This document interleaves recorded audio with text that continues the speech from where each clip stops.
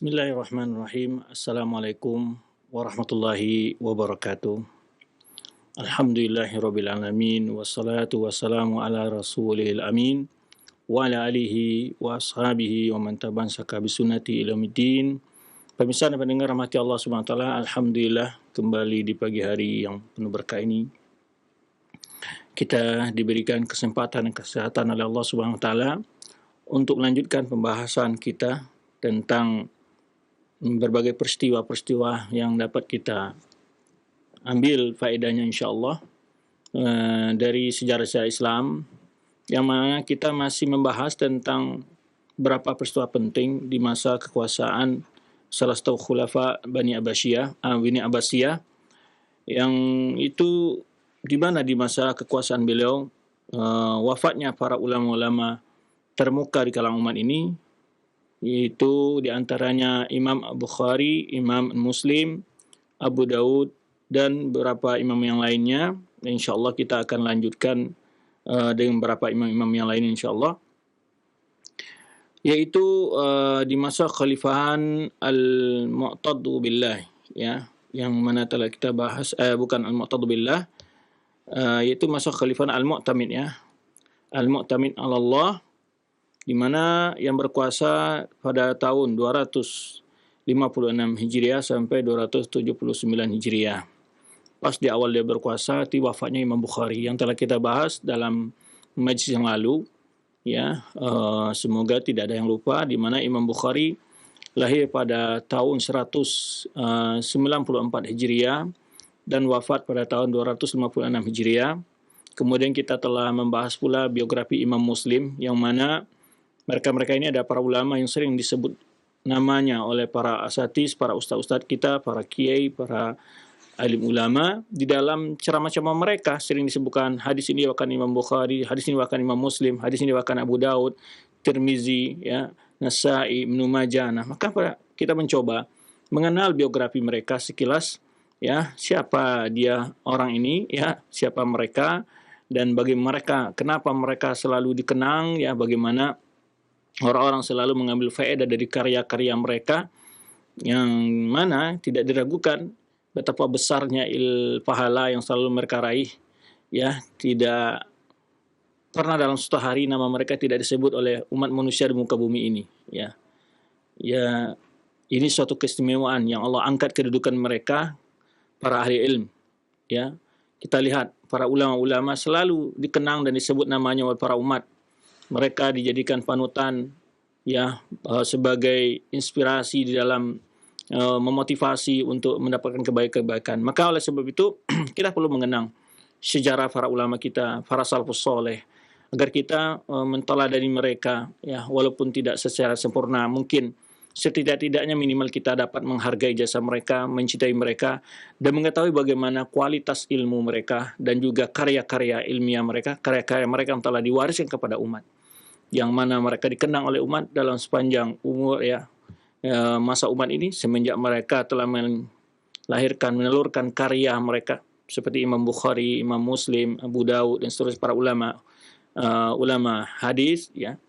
Sungguh luar biasa kita melihat betapa, ya, jasa mereka terhadap umat. Umat mengambil faedah dari karya mereka yang hampir setiap hari manusia, ya, mengambil faedah dan ilmu dari karya-karya mereka. Subhanallah. Ini salah satu bentuk pengangkatan derajat mereka. Jadi bukan diangkat dalam bentuk menjadi presiden, khalifah, menteri, ya, bupati atau apa, tidak. Tapi mereka justru lebih dikenang oleh manusia dari sisi ketakwaan ilmu mereka. Nah, semoga ketika kita berbicara tentang biografi mereka, kita tidak sekedar mendengar, kagum dengan kepintaran mereka, ya. Karena banyak pula hari-hari ini orang membanding-bandingkan ulama-ulama Islam dengan para tokoh-tokoh filsafat yang mereka tidak ada nilainya, sekalipun pemikiran-pemikiran itu dibanding dengan kecerdasan para ulama kita. Ya, ulama kita adalah ulama yang menerangkan tentang hujah-hujah kebenaran kepada umat, menyelamatkan umat bukan dari sisi kehidupan duniawi mereka, tapi adalah bagaimana umat ini istiqomah dunia dan akhirat mereka, ya, kebahagiaan mereka diraih baik di dunia maupun di akhirat. Maka dalam kesempatan ini kita akan lanjutkan beberapa peristiwa penting yang terjadi di masa kekhalifahan Al-Mu'tamin Allah, yaitu salah seorang dari Khulafa Bani Abbasiyah yang berkuasa pada tahun 256 Hijriah sampai 279 Hijriah, yang dimana dalam rentang kekuasaannya itu wafat para ulama-ulama yang cukup dikenal dan dikenang oleh umat, itu di antara Imam Bukhari yang telah kita bahas, itu lahir pada tahun 194 Hijriah dan wafat 256 Hijriah. Kemudian Imam Muslim yang lahir 206 Hijriah dan wafat pada 261 Hijriah. Jadi tahun-tahun wafat para ulama kita harus berusaha menghafal, mengenal gitu ya.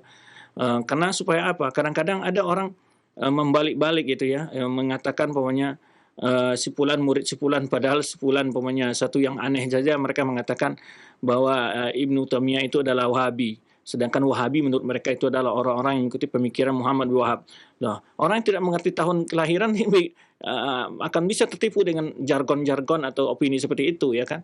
Sedangkan Muhammad Wahab saja lahir pada masa kapan hidupnya? Hidupnya di abad ke-12 Hijriah. Sedangkan Ibnu Taimiyah hidup pada abad ke-8 Hijriah. Beliau lahir di akhir abad ke-7 Hijriah, lahir pada 661 Hijriah dan wafat pada tahun 728 Hijriah. Jadi sangat jauh berbeda. Ya, tidak ketemu ya, sangat jauh berbeda dan tidak ketemu. Bagaimana murid telah lahir berapa abad sebelum gurunya, itu tidak mungkin. Sehingga mereka menyebutkan bahwa Ibnu Taimiyah itu adalah berujukannya orang Wahabi, umpamanya, itu sangat keliru sekali. Nah, ini pentingnya kita mengenal biografi para ulama dan tahun-tahun lahir mereka, supaya kita tidak ditipu oleh orang-orang yang suka membalik-balik fakta gitu. Pada hari-hari ini kan suka sekali orang banyak mengolak-balik fakta demi untuk membungkus sebuah kebohongan dan fitnah. Nah, kemudian pada kesempatan ini kita akan membahas salah seorang ulama dari ulama hadis yang terkenal yang sudah berjasa kepada umat ini, yaitu yang bernama Abu Daud, yang sering antum dengar mungkin ya, para ustadz menyebutkan rawahu Abu Daud fi sunanihi. Nah, diriwayatkan oleh Abu Daud dalam sunnahnya. Nah, sekarang kita bertanya, kita akan bertanya, siapa ini Abu Daud? Bagaimana kehidupannya ya? Kok terkenal banget dia gitu kan? Sebagaimana juga kita sudah berikan faedah-faedah juga mengenal seseorang itu juga bisa melalui gurunya dan murid-muridnya. Nah, Abu Daud ini punya murid yang dua muridnya itu adalah pengarang kitab hadis yang berikutnya, itu Tirmizi dan Nasa'i. Ya, itu berarti menunjukkan kualitas guru memiliki murid yang begitu hebat. Nah, dari situ juga kita melihat orang-orang selalu menyebarkan fitnah-fitnah terhadap Syekhul Islam Taimiyah. Mereka tidak tahu Syekhul Islam Taimiyah itu memiliki murid-murid yang handal-handal hebat seperti Ibnu Qayyim, Ibnu Katsir, Zahabi, dan banyak sekali murid-murid beliau yang hebat-hebat ya kan, Bazzar dan seterusnya. Ya. Lalu dituduh dengan tuduhan-tuduhan miring ya, tuduhan sesat dan macam-macam. Nah, ini perlu kita ketahui siapa mereka ya, maka kita kenal. Di antara gurunya Imam Abu Daud ini Imam Ahmad ya. Saya bahkan selevel dengan guru-guru Imam Bukhari, dan termasuk beliau berguru juga kepada Imam Bukhari. Nah, dari situlah sering dalam pertanyaan-pertanyaan kajian kadang-kadang bagaimana kita mengenal bahwa Ustaz ini memilih paham Ahlussunnah atau bukan. Ya, sebenarnya yang kita jelaskan adalah mulai dari rentetan dia menuntut ilmu kepada siapa. Itu yang pertama, karena seorang murid pasti akan mengembangkan ilmu yang diwarisi dari gurunya. Kemudian juga yang kedua adalah melihat murid-muridnya, bagaimana cepat terjang muridnya, ya, melahirkan ulama-ulama yang cerdas, yang alim, yang takwa gitu kan. Nah, tentu ini akan akan melihat siapa orang itu tersebut. Nah, nanti dari situ pentingnya kita mengenal biografi para ulama, kemudian kita juga mengambil faedah-faedah melalui biografi tersebut, melalui sistem itu atau cara demikian kita dalam mengenal siapa yang berhak untuk kita ambil ilmunya dan bagaimana menilai ini ulama seseorang yang layak diambil ilmunya atau tidak. Maka kita perlu mengenal dari sisi ini ya. Baik, kita mulai. Beliau lahir ya, nanti akan kita sebutkan lahirnya pada Abu Daud ini itu 202 Hijriah. Jadi lebih tua daripada Imam Muslim ya. Imam Muslim 206 ya.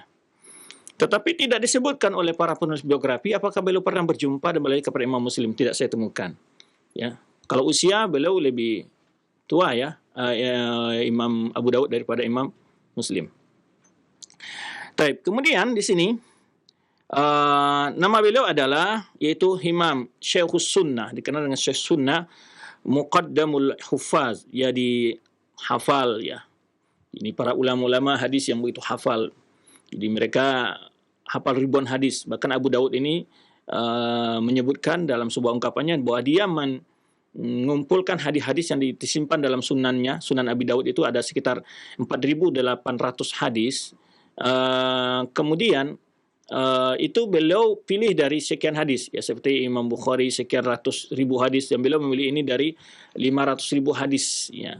Nah, maka dikenal dan huffaz, dalam istilah muhaddisin, huffaz itu bukan orang yang hafiz Al-Quran, ya, bukan yang hafiz Al-Quran saja, tapi mereka menghafal beribu-ribu hadis, ya, ratusan ribu hadis. Bukan sekedar lafadznya, hafal sanad-sanadnya, mengenal rawi-rawinya, ya. Nah, Abu Daud, ya, ini lakabnya Abu Daud, ya, Abu Daud. Kemudian Sulaiman ibn al-Ash'ath bin Ishaq bin Bashir bin Shaddad atau bin Shidad. Di sini ini yang disebutkan garis keturunan oleh murid beliau Ibnu Dasah dan Abu Ubaid al-Ajuri. Ini murid-muridnya, ya. Dia punya murid-murid yang cukup handal. Ibnu Abi Dunya yang terkenal juga, banyak buku kitabnya tentang zuhud dan wara', ya. Kemudian juga Ibnu Dasah, Abu Ubaid al-Ajuri, ya. Kemudian Abu Lu'lu', ya. Wazada fi nisbati Ibnu Hibban dan Khatib Baghdadi menambah juga Ibnu Makulah, ini para penulis biografi para ulama, dan Sam'ani dalam kitabnya Amsab, ya. Abu Tahir As-Silafi wal Hazimi dan beberapa ulama lain menambah, yaitu Ibnu Tughri Bardi, ya, Ibnu Amrin bin Imran Al-Azdi Sijistani. Al-Azdi yani satu suku yang dinisbahkan kepada, di Sistan adalah tempat kelahiran beliau. Sistan atau Sijistan, satu daerah yang terletak sekarang di daerah antara Afghanistan dengan Iran, ya, Afghanistan dengan Iran. Atau ada pula yang menyebutkan itu ada daerah-daerah yang disebut Kabul hari ini. Jadi ulama-ulama hadis, ya, beliau berasal dari situ. Kalau Ibnu Abi Hatim menyebutkan terjemahan beliau adalah Sulaiman bin Ash'ath bin Shidad bin Amrin bin Amir, ya, bin Shaddad, ya. Waqala Muhammad Abdul Aziz Al-Hashimi Sulaiman bin Ash'ath bin Bishrin bin Shaddad, ya. Al-Azdi adalah nisbah kepada Al-Az Ibn Al-Ghawsi bin Nabat bin Malik bin Zaid, itu dari kaum Sabah. Ini dari Yaman, ya, bin Sabah, ya. Kemudian bin Qahtan, dari kabilah Qahtan, ya.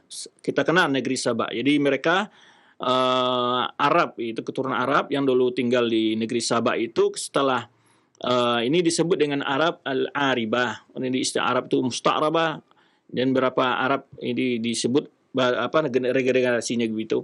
Jadi ketika terjadi disebut dengan runtuhnya kerajaan Sabah, disebut terjadinya robohnya bendungan besar mereka, sehingga negeri mereka kering kerontang dan rusaknya kehidupan mereka menyebar ke berbagai daerah.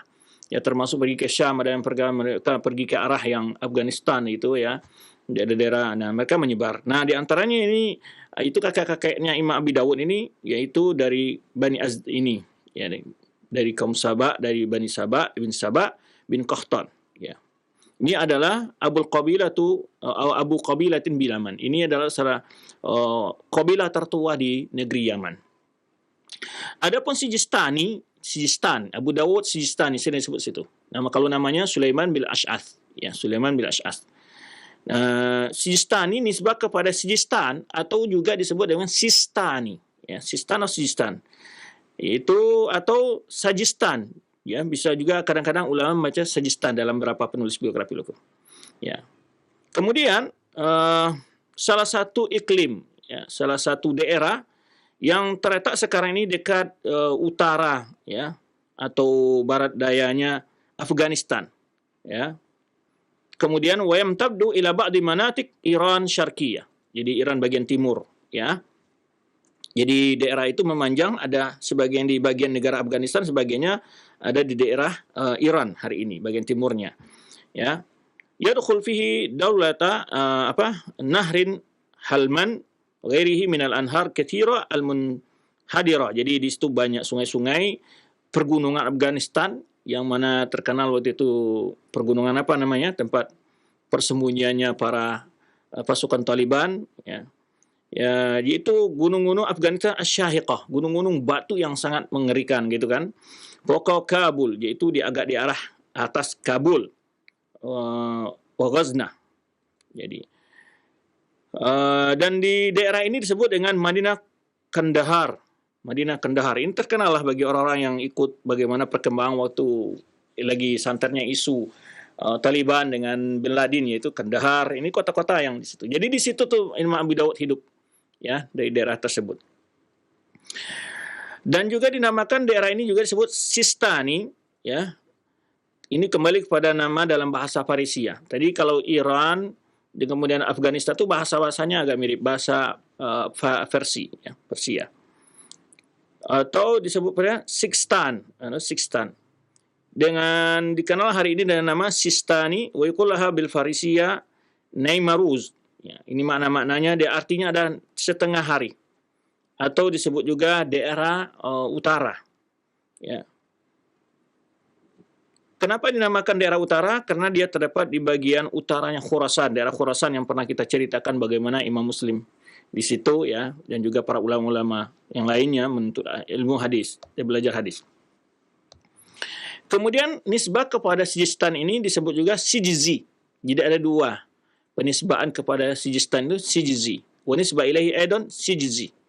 Itu sebenarnya disebutkan Imam Zahabi, ya, dia hakada yansibu Abu Awana al-Isfiriyini Aba Daud, yakni al-musannif fa yaqulu Sijzi. Jadi Abu Daud Sijzi. Jadi ada sebagian penerjemah, para penulis biografi disebut Sijistan itu dinisbahkan dengan Sijzi, ya. Kemudian juga di antaranya yang termasuk dari ulama berasal di daerah yang sama itu ada namanya Abul Waqti As-Sijzi. Kemudian para ulama kapan ini daerah ini masuk ke dalam Islam? Ada yang menyebutkan bahwa daerah ini ditaklukkan di masa pemerintahan Umar bin Khattab radhiyallahu anhu. Ya, ditaklukkan di masa kekhalifahan Umar bin Khattab yang itu pada tahun 18 Hijriah di masa kekuasaan Umar bin Khattab. Ya. Yang mana pasukan untuk menaklukkan kota ini atau daerah ini itu Asim bin Amrin At-Tamimi dan Abdullah bin Umair Al-Asja'i. Adapun sebagian Khalifah bin Khayyat, seorang penulis sejarah Islam juga, wal Balazuri itu, dan Ibnu Hibban bin Hazam menyebutkan bahwa daerah ini ditaklukkan di masa pemerintahannya Utsman bin Affan. Itu maksudnya Islam ke daerah timur dari Iran atau barat Afghanistan itu, ya, itu ditaklukkan di masa atau dikuasai oleh Islam pada masa pemerintahan Khalifah Utsman bin Affan radhiyallahu anhu, dengan di bawah pimpinannya Rabi' bin Ziyad al-Harisi. Ya. Dan juga hal yang sama dijelaskan juga Imam Zahabi dalam kitabnya, yaitu Dual Islam. Kemudian ada yang mengumpulkan dua pendapat ini, menyebutkan bahwa mulai penaklukan daerah-daerah itu dari masa kekuasaan Umar bin Khattab, kemudian sempurnanya, ya, dikuasai pada tahun 30 Hijriah. Itu di masa kekuasaan Utsman bin Affan. Jadi kenapa sih kalau ada yang menyebutkan kenapa sebagian ulama penulis sejarah mengatakan bahwa Sijistan atau daerah Afghanistan itu baru dikuasai masa Umar Khattab dan sebagian masa Utsman bin Affan. Sebenarnya yang satu melihat awal masuk Islam ke sana, kemudian sebagian daerah yang mulai dikuasai, kemudian yang lain melihat sempurnanya dari itu dan benar-benar kokohnya Islam di situ di masa Utsman bin Affan. Nah. Kemudian disebutkan juga bahwa iklim Sijistan ini lebih luas daripada daerah Sijistan lebih luas di daerah Khorasan dan lebih luas, ya. Dan kemudian juga daerah yang paling sulit kondisi alamnya paling sulit, ya. Di mana Imam Zahabi menceritakan dalam kejadian 23 Hijriah ketika Sijistan ini berusaha untuk ditaklukkan, ya, sampai pada tahun 30 Hijriah, ya. Di situ pasukan Islam melalui kesusahan karena memang kondisi alam berbeda dengan kondisi yang ada di Jazirah Arab. Kemudian Imam Abu Daud dilahirkan, ya, Imam Abu Daud, ya, sebenarnya dia bercerita tentang dirinya bahwa dia lahir pada tahun 202 Hijriah. Ya, dia lahirkan di daerah Sijistan tersebut. Kemudian berarti beliau adalah asli dari keturunan Arab dari Yaman, jadi kabilah Az, ya.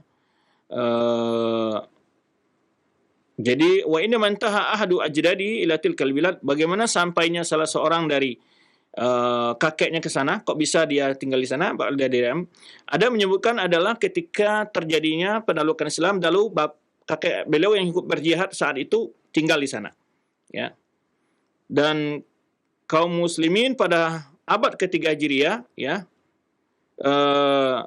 bawa jihad di jalan Allah waktu itu, ya, menyebar di daerah ini.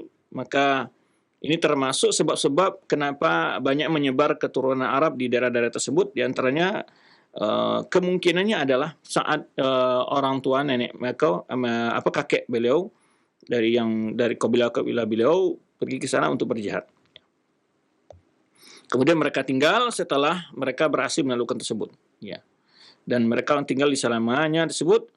Kemudian mereka menikah dengan para wanita-wanita tersebut, ya, dan untuk menyebarkan Islam, dan sehingga dengan perjuangan mereka banyak sekali orang-orang yang masuk Islam, ya, dan mengajarkan Al-Quran dan Sunnah kepada masyarakat tersebut. Wa kanu ila janib dzalika yatawallawna himayat as-sughur. Dan tujuan yang lain adalah kenapa banyaknya orang Arab di daerah tersebut juga untuk menjaga perbatasan kaum muslimin dengan perbatasan negara lain, termasuk kaum Romawi dan bangsa-bangsa lainnya, ya. Kemudian bagaimana kondisi, ya, sejarah beliau dalam menuntut ilmu dan perjuangan beliau dalam menuntut ilmu, Imam Abu Dawud ini. Imam Abu Dawud ini hidup di masa zakhir bi ahli ilm. Maksudnya zakhir bi ahli ilm ini adalah masa banyak sekali para ulama. Ini hidup di masa para ulama yang sangat banyak waktu itu dalam berbagai keahlian, ya, terutama dalam ilmu hadis, ya, dan periwayatan hadis, ya. Dan di mana di abad ketiga Hijriah itu sangat berkembang sekali ilmu hadis itu. Ya, sebagaimana kita lihat ini, kalau kita lihat ulama-ulama yang kutubus sittah itu adalah ulama yang hidup pada tahun ketiga Hijriah semua. Sangat masyhur dari Imam Bukhari yang lahir 194 itu, wafat 256, 194 beliau lahir Hijriah. Kemudian Imam Muslim juga di awal abad ketiga, kemudian Imam Abu Dawud, ya, kemudian seterusnya ulama-ulama lain, nanti kita lihat Tirmizi dan juga Nasai, Ibnu Majah, ya, mereka itu pada abad ini. Jadi ilmu hadis luar biasa perkembangan saat itu dan menyebar ke berbagai daerah. Walaupun kalau kita lihat dari sisi kondisi politik tidaklah sangat mendukung, ya, karena memang kekuasaan Bani Abbasiyah kita lihat waktu itu sudah mulai agak mengalami kemunduran dari banding dengan sebelumnya, sudah mulai kebanding. Tetapi kondisi politik itu tidak mempengaruhi perkembangan ilmu. Ini suatu hal yang sangat menakjubkan, ya. Jadi karena memang para ulama, satu hal yang dapat kita ambil pelajaran di sini adalah mereka lebih banyak fokus memperbaiki masyarakat. Menyebarkan ilmu, dengan itulah akan lahir pemimpin-pemimpin yang adil. Dan ini sudah kita saksikan bagaimana pemimpin-pemimpin yang adil dalam sejarah Islam telah kita pelajari dalam pertemuan-pertemuan kita, yaitu pada umumnya mereka adalah orang-orang yang memang memiliki ilmu agama. Mereka akan dalam pemerintahnya mengalami perubahan yang drastis dari segi keadilan, kejujuran, kemudian kedisiplinan, ya, administrasi mereka teratur dengan baik. Nah, ini oleh sebab itu para ulama bukan berjuang untuk menjadi pemimpin pucuk secara politik, ya, tetapi mereka lebih banyak berorientasi menciptakan pemimpin-pemimpin yang handal. Nah, ini salah satu dakwah yang perlu digalakkan, ya, di tengah masyarakat oleh para dai. Ya, karena banyak pula kadang-kadang fitnah di dalam dunia dakwah ini ketika sudah banyak masyarakat yang terpengaruh dengan dakwanya, takjub dengan dakwanya, akhirnya sang dai berpindah haluan untuk menjadi tokoh politik. Nah, ini menjadikan korban nanti, ya. Dalam pengalaman kenyataan-kenyataan yang ada, biasanya hal ini akan membuat dakwah mereka akan terganggu dan berhenti kadang-kala. Nah, oleh sebab itu para ulama, sebetulnya ulama bukan berarti tidak memperhatikan kondisi yang ada politik, ya, tetapi ulama memiliki cara yang lain. Karena dengan ilmu agama ini mencerdaskan kehidupan bermasyarakat, ya, di situ yang diperbaiki bukan hanya penguasa tok yang diperbaiki, tetapi semua lapisan masyarakat dan negara itu dinasihatin dan diajari. Ya, itulah fungsi sebetulnya para ulama itu. Ya, benar-benar bagaimana mengayomi umat, baik umat lapisan atas maupun lapisan bawah, semuanya diajak untuk selalu bertakwa kepada Allah, mengikhlaskan ibadah mereka kepada Allah. Ya, jika yang berkuasa disuruh untuk menaati aturan-aturan Allah, ya, dengan adil, bijak, dan hikmah dan seterusnya. Demikian pula rakyat untuk selalu bertawakal kepada Allah agar diberi pemimpin-pemimpin yang soleh, pemimpin-pemimpin yang baik oleh Allah Subhanahu Wa Taala. Nah, ini satu faedah yang hadir dalam ingatan saya hari ini, yaitu bagaimana kalau kita baca dari sejarah-sejarah, kita lihat kekacauan, kegalauan politik yang ada kadang-kadang tidak merembet kepada permasalahan perkembangan ilmu agama di tengah masyarakat. Ya, karena umatnya, masyarakatnya, ada pemerintahnya, para ulamanya masih banyak yang fokus untuk memperbaiki kondisi itu dengan cara menyebarkan ilmu. Nah, kalau kita lihat juga sejarah-sejarah, ya, utama umpamanya di zaman modern ini, terutama ada khususnya salah satu negara yang betul-betul dengan komitmen menjadikan Al-Quran Sunnah sebagai pedoman kehidupan bernegara mereka, adalah Saudi Arabia. Kalau kita melihat berhasilnya Syekh Muhammad Wahab dalam mempersatukan Jazirah Arab di bawah kekuasaan yang kuat, kemudian terjadilah kesejahteraan yang luar biasa bagi masyarakat mereka. Memang kita lihat, ya, seorang alim, ya, yang berpengaruh, kemudian mencetak para ulama-ulama dan juga penguasa yang berhasil dia cetak. Sehingga pengaruh itu dakwahnya luar biasa. Nah, ini suatu pelajaran penting bagi para dai barangkali untuk berfikir bagaimana langkah-langkah dakwah yang harus diteladani, yang harus ditempuh dalam memperbaiki kondisi, ya, baik kerusakan ekonomi, masyarakat dan lainnya, sosial masyarakat dan lainnya. Maka kita perlu mengkaji, mendalami bagaimana para ulama-ulama yang berhasil dalam membentuk perubahan di dalam sejarah Islam perlu kita contoh, ya, bukan memprovokasi, ikut pula menyebarkan berita-berita yang kononnya yang tidak jelas kepastian keasliannya. Ini kadang-kadang membawa kita terjebak untuk emosional sehingga mengakibatkan kita tidak bisa mengendalikan diri dan bisa terjadi sebuah kegaduhan antara penguasa dan rakyat. Maka seharusnya seorang ulama di samping juga tegas kepada penguasa, menasihati mereka secara langsung ataupun dengan cara-cara yang disyariatkan, di saat yang sama mereka juga harus mengendalikan masyarakat untuk tetap mematuhi kode-kode etik, ya, istilah orang, ya, aturan-aturan agama dalam bagaimana menasihati penguasa yang zalim. Tapi kita kembali kepada topik kita, di mana kita telah jelaskan bahwa kita dalam membaca sejarah biografi para ulama bukan sekedar kita mengenal tempat tinggal dan lahir mereka, tapi kita juga berusaha memetik pelajaran-pelajaran, ibrah-ibrah, ya, dari kisah-kisah mereka tersebut. Baik, kemudian di mana perkembangan ilmu hadis di abad ketiga Hijriah ini sangat luar biasa, sehingga fakana fi adadun kabirun minal huffaz al-kibar alladziina sajjala lana at-tarikh ma'asirahum, ya, di mana di dalam abad ketiga Hijriah ini banyak sekali para penghafal ulung dari ulama-ulama besar yang dicatat dalam sejarah Islam, ya, dan telah mewariskan kepada kita dawawin, yaitu karangan-karangan yang mereka tulis, ya, dan riwayat-riwayat mereka. Ini yang saya sebutkan tadi, pada umumnya kalau kita lihat Kutubus Sittah, ya, itu adalah ulama yang hidup pada abad ketiga Hijriah.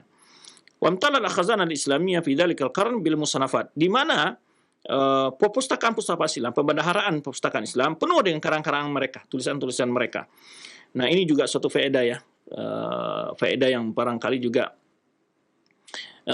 para dai, para ustadz, ya, pentingnya menulis, dan itulah ilmu yang kita wariskan. Nah, ini juga koreksi bagi kita semua sebetulnya, ya, yang mana kadang-kadang kesibukan urusan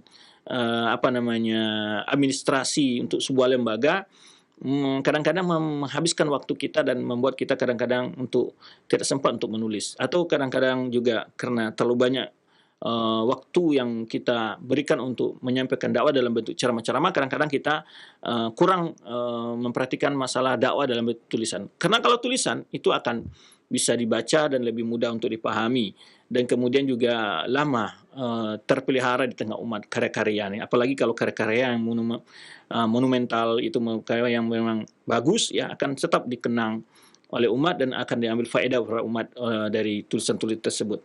Nah, ini juga pentingnya media lain, bukan hanya sekedar media sekarang yang lebih marak kita sekarang adalah media online ya, lebih marak dengan media-media tonton gitu, Facebook ya, YouTube, dan ini lebih banyak sekarang dakwah dari sini. Tetapi semoga tidak ini mengalahkan juga semangat untuk selalu kita menulis ya, karena sebenarnya tadi disebutkan di sini bagaimana di masa abad ketiga Hijriah ini perpustakaan Islam begitu dipenuhi dengan karya-karya ulama di masa itu. Ya, bil musanafat jalila allati la yastagni anha talibu ilmi albat, di mana melahirkan karya-karya ilmu yang mana para untuk ilmu tidak akan pernah bisa lepas dari kebutuhan mereka terhadap karang-karang para ulama tersebut. Nah, kemudian juga di masa kehidupan Abu Daud itu adalah sya'nadzaka ar-rihlatu fi talabil ilmi. Nah, ada juga suatu tren di masa Imam Abu Daud ya. Bahasa kita yang tren lagi, ngetrennya apa? Rihlah fi talabil ilmi, yaitu berkelana dalam menuntut ilmu. Berkelana. Jadi lagi ngetrennya begitu itu, anak-anak muda. Imam Abu Daud tahu, dalam umur 18 tahun dia sudah berkelana. Dan juga Imam Bukhari kita sudah tahu ya, Imam Muslim, dan masih kecil mereka itu ya. Kalau di kita mungkin anak-anak yang masih ABG, kalau kita saat itu mereka sudah tidak ABG pikirannya. Kalau di sekarang kita sebetulnya memberikan istilah-istilah yang membuat anak-anak kita kadang-kadang terlalu manja ya. Padahal hakikatnya kalau kita namakan ABG, anak yang sudah harus masuk dewasa, yang punya pikiran untuk masa depannya. Nah, ini model yang harus juga ditiru oleh generasi muda kita milenial sekarang. Ya, dibaca karya-karya ulama tersebut, ya, kemudian bagaimana mereka ya dalam usia yang masih muda sudah tidak ada istilah lagi minta cuci baju dari orang tua mereka sudah bisa mandiri gitu ya, merantau ya, melalang buana mencari ilmu dan pengalaman. Nah, ini juga perlu dibina generasi muda kita. Jangan anak-anak kita kadang-kadang terlalu dinabobokan, dimanjakan karena kita mungkin memiliki kemampuan dari materi, dan ini justru membuat mereka lemah ketika mungkin suatu hal yang kita meninggal ataupun ada kejadian membuat harta kita hilang segala macam, anak kita mungkin tidak mampu untuk hidup berdiri di atas dua kakinya sendiri kan, maka perlu diberikan pengalaman-pengalaman ini. Ini faedahnya para ulama-ulama kita lihat masih usia, tetapi mereka dalam usia muda itu bukan memikirkan untuk kehidupan dunianya. Nah, ini juga satu perbedaan kehidupan para ulama salaf itu ya. Dalam usia segitu mereka justru memperkaya diri dengan ilmu. Di sini perbedaan yang luar biasa juga yang perlu kita lihat. Jadi dalam usia di saat itu lagi ngetren gitu. Ya, mudah-mudahan saat sekarang lagi ngetren nih generasi muda kita, mudah-mudahan yang jadi ngetren itu adalah belajar. Ya, istilah hijrah sekarang lagi ngetren ya. Dan hijrah bukan hanya sekedar gerombolan begitu, tapi hijrah benar-benar dengan berdasarkan ilmu. Ini kita harapkan juga pada generasi muda kita demikian. Jadi di masa Imam Abu Daud ini betul-betul lagi ngetren itu rihlah talabul. Ya, itu berkelana dalam menuntut ilmu. Ya, utamanya tentu ilmu hadis ya. Kemudian faqallama tajidu talibu ilmin illa wa yatruku watanahu wa ma muskita ra'sihi. Jadi tidak akan pernah kau dapat seorang penuntut ilmu kecuali dia itu berkelana, meninggalkan negerinya, berkeluar dari kampungnya. Ya, mencari pengalaman, mencari guru dan seterusnya. Liar hal ila mukhtafil aqtar al-islamiyah, yaitu berjalan, berkelana ya dengan berbagai penjuru-penjuru negeri Islam saat itu. Jadi jangan dikira saat itu gampang seperti masa sekarang ada pesawat, ya, ada bis, ada travel, ya tidak demikian. Mereka itu ada yang jalan kaki, ya, naik onta, ya naik kuda, ya naik keledai, dan bermacam-macam kesulitan-kesulitan yang mereka alami ya. Barangkali perlu juga dibaca bagaimana kesulitan-kesulitan dalam talabul ilmi. Dikisahkan sebagian ulama itu sampai karena kehausan di padang pasir, mereka sampai minum air seninya. Mungkin di antara kita akan asing mendengar gitu, bagaimana mereka sudah itu ya kehabisan bekal. Bahkan juga dikisahkan ada para ulama yang ketika dalam perjalanannya di padang pasir dingin yang begitu sangat menusuk tulang mereka menggali pasir itu dan mengubur badan mereka sebagiannya dengan pasir ya, berkubur supaya untuk bertahan dari kedinginan. Subhanallah. Jadi perjuangan ulama dalam menuntut ilmu itu bukan gampang. Nah, dari situlah kita menghargai para ulama itu. Sulit. Memang sesuatu yang didapat dengan sulit akan memberikan sebuah hasil yang luar biasa ya. Nah, ini kelihatan bagaimana perjuangan para ulama dahulu. Kemudian di mana mereka berkunjung ke negeri-negeri, di situ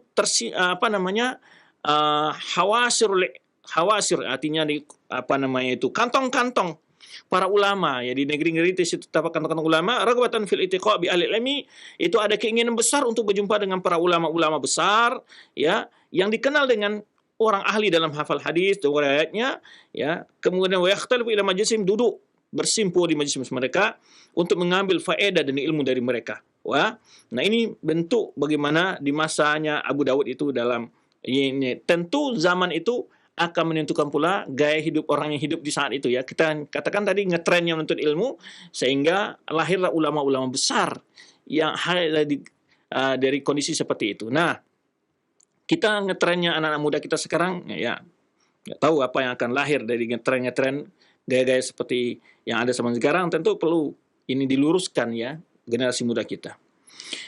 Maka di antaranya yang seperti adanya Imam Ahmad, Yahya bin Ma'in, ya, Ibnu Abi Syaibah, Ibnu Rahuya, Abu Hatim, Abu Zur'ah, ya, Abu Hatim Ar-Razi, Abu Zur'ah Ar-Razi, Abu Khari, ya, kemudian Zuhli yang kemarin kita sebutkan ini seorang ulama besar Muhammad bin Yahya Zuhli, ya, Imam Muslim dan lain-lain mereka.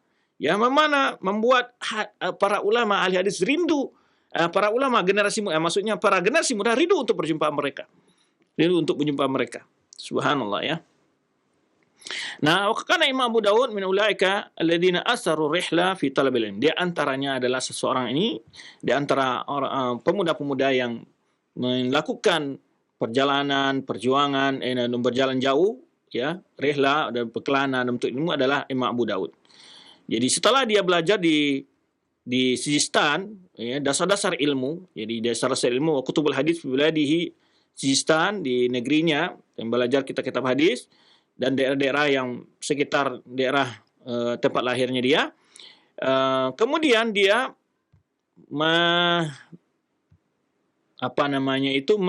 menjauhkan pandangannya itu imtadad anzaru ila asimatid daulah al-islamiyah anadak Baghdad. Jadi saat itu dia ingin pergi ke kota ya, sebagai ibu kota negara Islam itu Baghdad. Jadi dan kita tahu Baghdad adalah kantong ulama di sana ya. Walaupun bagaimana jauhnya bioraq membuat di syuqqah ya wal masafat syasi'ah. Walaupun perjalanan yang sulit, jarak yang begitu jauh, dia berangkat yang umurnya belum lewat dari 18 tahun. Subhanallah. 18 tahun ya.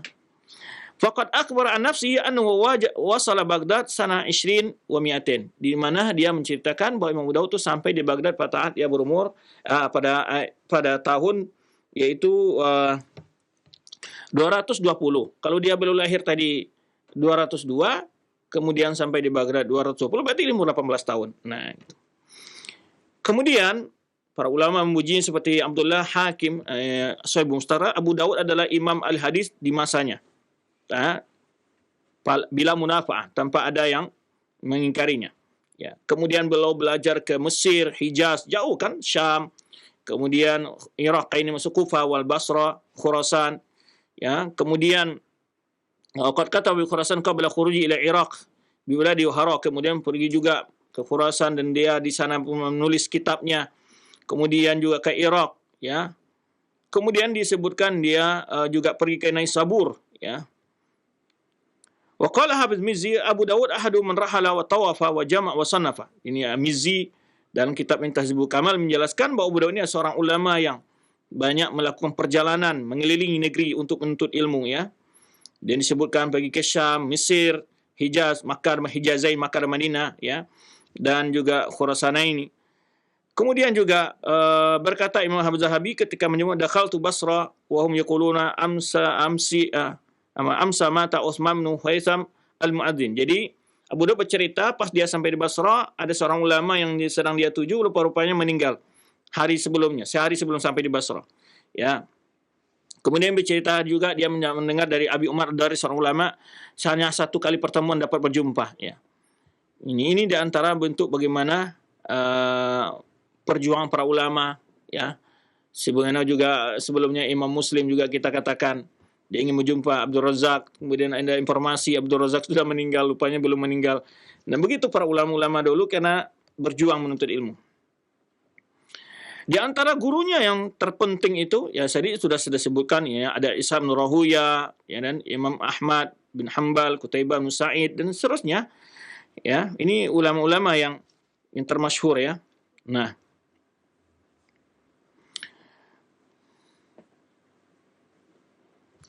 di antara guru-gurunya di sini ya Imam Ahmad ya, di mana kitab sunannya ini pernah dia bawa untuk dibaca oleh Imam Ahmad, dan Imam Ahmad memuji sebagaimana disebutkan oleh Ibnu Katsir dan beberapa penulis biografinya ya. Kemudian Abu Dawud ya juga banyak belajar kepada Ahmad sehingga ada dia menulis satu kitab khusus masail ya fikih dari Imam Ahmad ini ya. Kemudian juga para ulama lain di antara gurunya itu Al-Hafiz Abu Zakaria Yahya bin Ma'in. Ya, Yahya bin Ma'in terkenal sekali, dan ini juga Syekh Bukhari, Imam Muslim ya.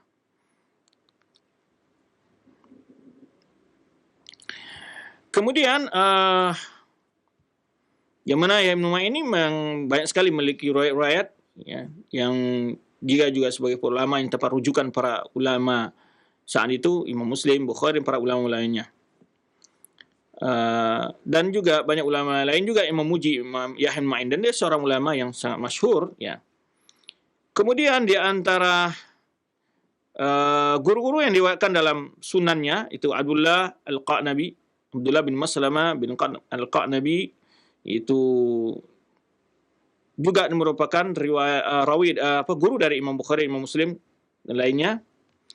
Kemudian Musaddad bin Mursahad juga ini adalah guru beliau juga dari Imam Bukhari, Muslim, dan beberapa ulama-ulama lain. Kita lewatkan tentang guru-guru yang diriwayatkan dari ulama yang beliau riwayatkan dalam kitab sunannya, itu banyak sekali. Pokoknya guru-guru Imam Bukhari seperti Hannad bin Sari, kemudian Ibnu Mansur, Ibnu Syu'bah, Khurasani, Qutaibah bin Sa'id ya, dan lainnya, itu adalah di antara guru-guru beliau yang beliau terima ilmu dan beliau riwayatkan dalam kitab sunannya. Kemudian berikutnya murid-murid beliau ya, itu di antaranya tadi kita sebutkan Imam An-Nasa'i meriwayatkan satu hadis dalam kitab sunannya dari Abu Dawud dan juga dalam kitab kunanya. Kemudian juga Imam Tirmizi juga merupakan murid beliau. Nah, kemudian ada satu peristiwa ya, sedikit. Beliau menulis sunannya itu sekitar 20 tahun. Sekitar 20 tahun beliau menulis kitab sunannya ini. Dan itu beliau ajarkan berulang-ulang kepada murid-muridnya.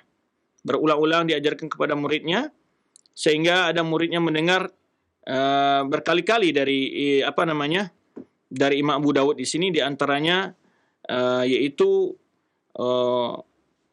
yang terkenal Ibnu Dasah ya, atau Abu Ali Al-Lu'lu'i ya. Dan ini murid beliau yang meriwayatkan kitab beliau, dan di mana disebutkan karena Abu Ali Al-Lu'lu'i, Abu Ali Al-Lu'lu'i qad qara kitab sunan ala Abi Dawud 20 sana. Dia menjadi tukang pembaca Sunan Abi Dawud itu kepada Imam Abu Dawud waktu dalam pelajaran selama 20 tahun ya.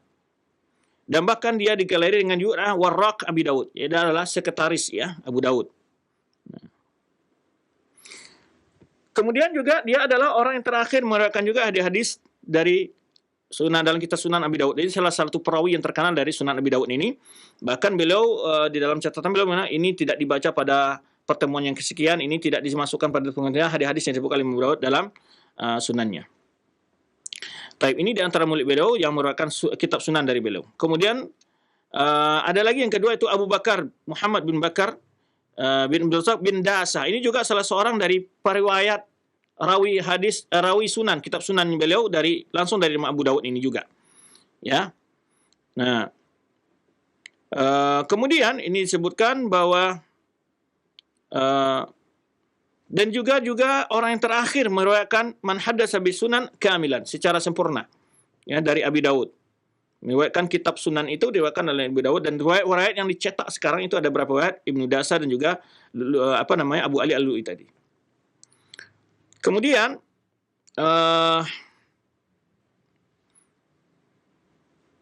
Ibnu Arabi, ya, Ibnu Arabi Abu Sa'id Ahmad bin Muhammad bin Ziyad bin Bishr bin Dirham. Ibnu Arabi ini juga salah seorang periwayat dari kitab Sunan beliau, terkenal juga periwayat. Dan ini oleh sebab itu versi dari Sunan Abi Dawud ini ada berapa versi melihat riwayat-riwayat muridnya tadi. Ada riwayat Ibnu Dasa, riwayat Lulu'i, ada riwayat apa Ibnu Arabi. Baik, masih banyak murid-murid beliau yang masyhur, seperti mana kita sebutkan ada Ibnu Abi Dunya, Tirmizi, Nasa'i dan seterusnya ya.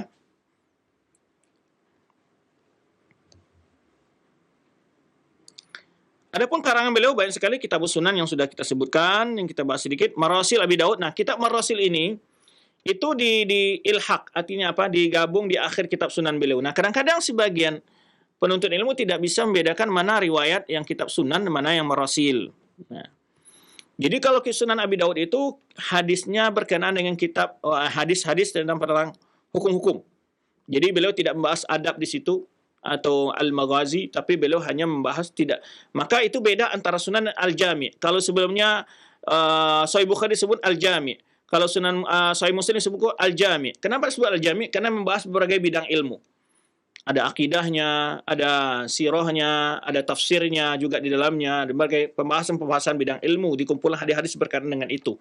Tetapi kalau Imam Abu Dawud itu spesial mengumpulkan hadis-hadis tentang hukum-hukum dan beliau menyusun kitab sunannya sesuai dengan pembahasan fikih. Nah itu makanya Imam Ghazali dinukil pendapatnya oleh oleh Ibnu Katsir dalam Bidayah wa Nihayah menyebutkan bahwa seorang mujtahid cukup baginya Sunan Abi Daud sebagai modal untuk menjadi mujtahid. Dia mengerti tentang hadis-hadis tentang permasalahan fikih. Ini dinukil oleh Imam Ibnu Katsir dalam Bidayah wa Nihayah tentang ungkapan dari Imam Al-Ghazali ini dalam kitab Al-Mustasfa. Imam Ghazali memiliki kitab tentang ilmu usul fikih. Nah, Imam Ghazali itu menyebutkan untuk mujtahid ya, itu cukup bagi dia Sunan Abi Daud karena di situ sudah dalil-dalil ya, hampir sebagian besar dari dalil tentang hukum-hukum itu ada di dalam Sunan Abi Daud. Nah, ini bedanya antara Al-Jami' karena kalau Sahih Bukhari disebut Al-Jami' dan Muslim juga Jami' dengan Sunan. Nah, itu di antara perbedaan disebutkan para ulama hadis tentang perbedaan antara Jami' dengan Sunan gitu. Nah, beliau menulis kitabnya selama 20 tahun, bukan sebentar ya. Dan beliau koreksi berkali-kali kitab beliau itu. Semana yang disebutkan oleh murid beliau tadi Abu Ali Al-Lu'i, kemudian juga Ibnu Dasa dan lainnya, atau juga Ibnu Arabi. Kemudian beliau karang-karang beliau juga ada An-Nasikh wal Mansukh ya. Ini di antara kitab yang sangat penting dari kitab Imam Abu Dawud ya. Kemudian ada lagi kitab beliau Az-Zuhud ya. Kemudian ada lagi kitab beliau namanya Masail Imam Ahmad. Nah, Masail Imam. Oleh sebab itu Imam Abu Dawud dianggap oleh para ulama-ulama mazhab Hambali bahwa Imam Abu Dawud itu bermazhab Hambali ya. Kemudian juga kitabnya Ar-Raddu ala Ahli Qadar ya. Risalah ila Ahli Makkah juga beliau punya.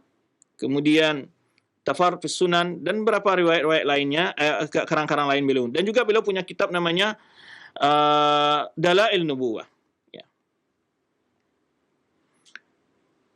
Kemudian Risalah Abi Daud ila Ahli Makkah ya. Dan di situ beliau menceritakan bagaimana sunan beliau. Jadi Risalah beliau Ahli Makkah itu menceritakan tentang bagaimana proses beliau dan hadis-hadis yang beliau hadirkan dalam kitab sunan beliau. Nah, itu beliau ditanya oleh Ahli Makkah tentang bagaimana hadis-hadis dalam kitab sunan beliau ini, derajatnya bagaimanapun, kedudukannya. Nah, beliau menjelaskan berbagai metode beliau dalam pula hadis tersebut, dan kemudian juga menjelaskan derajat-derajat hadis yang ada dalam kitab beliau tersebut. Kemudian ada sekitar 14 ya karang beliau. Ya. Imam Abu Dawud juga punya kitab namanya Ad-Du'a. Baik. Kemudian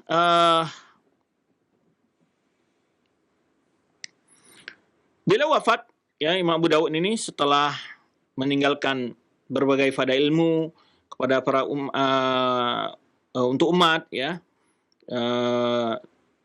yaitu pada malam Jumat, yaitu tanggal 16 dari Syawal, 16 Syawal tahun 275 Hijriah. Beliau meninggal di Basrah ya, dan dikuburkan di dekat kuburan Sufyan Ats-Tsauri ya. Ini di antara sekilas tentang kehidupan Imam Abu Dawud. Ada satu kisah yang perlu diambil faedah di sini, yaitu waktu itu adanya putra mahkota Al-Muwafiq. Al-Muwafiq yaitu wali ahad daripada Al-Mu'tamin ala Allah. Nah, ketika beliau ke Baghdad, itu diminta untuk pindah ke Khurasan. Ya, kalau Khurasan kalau nggak salah. Jadi dalam hal itu ada 3 permintaan. Pertama, yang diceritakan dalam peristiwa ini ya.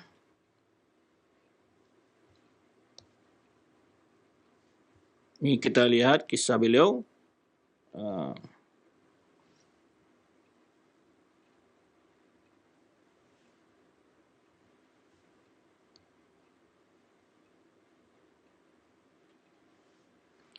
Jadi satu kali itu Wali Ahad atau disebut dengan putra mahkota ini meminta beliau untuk pindah ke Khurasan setelah Khurasan itu sepi dari penuntut ilmu karena sebelumnya kena kita ceritakan yaitu adanya fitnah Azan. Azan ini adalah suatu firqah yang sesat yang mereka banyak membunuh kaum muslimin sehingga orang meninggalkan kota Khurasan gara-gara itu sehingga Khurasan menjadi sepi. Ya. Nah, karena itu Wali Ahad ini meminta agar beliau mau tinggal di Khurasan dan kembali menghidupkan suasana kota ilmunya, gitu maksudnya. Ya, menginginkan agar beliau pindah ke Khurasan dan hidup di sana sehingga kembali kota Khurasan menjadi ramai. Nah, ini di antara permintaan Wali Ahad itu dan meminta pertama pindah ke sana. Jadi di antara para ulama dulu, para pemerintah dulu meramaikan sebuah daerah kembali, menghidupkan sebuah kota, kemajuannya dengan meminta para ulama untuk hidup di situ. Nah, ini juga teringat dengan sebuah kisah bagaimana ketika Uyainah dalam keadaan sepi waktu itu dan Syekh Muhammad masih ada di Hurimila dan Dir'iyah, ya. Nah, beliau pindah ke dari Uyainah pindah ke Dir'iyah. Setelah Dir'iyah menjadi kota tempat tinggal beliau, maka kota menjadi ramai. Hiduplah bisnis. Nah, tidak sedikit daerah-daerah yang maju itu dengan menghidupkan, membuka tempat kampus, pondok pesantren. Dan itu diantaranya juga terjadi di masa Imam Abu Dawud dan juga di masa Syekh Muhammad Wahab. Dan ketika itu mulai daerahnya maju. Nah, ini salah satu daerah untuk barangkali bagi yang mau membangun daerah ya. Maka yang perlu dibangun itu dulu adalah menciptakan bagaimana orang datang bukan dari sisi bentuk wisata saja, tapi adalah membuka pusat pendidikan yang bagus. Tentu orang akan berdatangan dan mengakibatkan daerah itu pasti akan maju. Yang kedua permintaannya adalah Waliul Ahad ini, tokoh ini meminta putra mahkota ini agar anak-anaknya diajar hadis, dididik ilmu hadis. Yang ketiga adalah permintaannya adalah tetapi dia minta anak-anaknya diajar dalam waktu dan tempat khusus, tidak dicampurkan dengan anak-anak orang biasa. Akhirnya Imam Abu Daud menolak. Ya, bahwa Imam Daud menyebutkan bahwa ilmu ini sama saja kedudukan, memberikan kedudukan yang sama. Orang kaya, orang miskin, orang apa dan majelis ilmu tidak ada kekhususan. Ini di antara yang ditolak oleh Imam Abu Daud saat itu. Jadi beliau menjelaskan bahwa menolak keinginan permintaan yang ketiga itu karena itu tidak tepat dengan sisi ilmu beliau, dari sisi ilmu agama, dari sisi memberikan ilmu kepada umat, tidak boleh sifatnya khusus. Maka disebutkan dalam sejarah itu, di para penulis sejarah menyebutkan, sehingga anak-anak khalifah pun ikut, ya, tadi yang putra mahkota itu belajar bersama orang awam sekaligus. Jadi, tidak mau dispesialkan oleh Imam Abu Dawud, tetap belajar seperti anak-anak yang lainnya.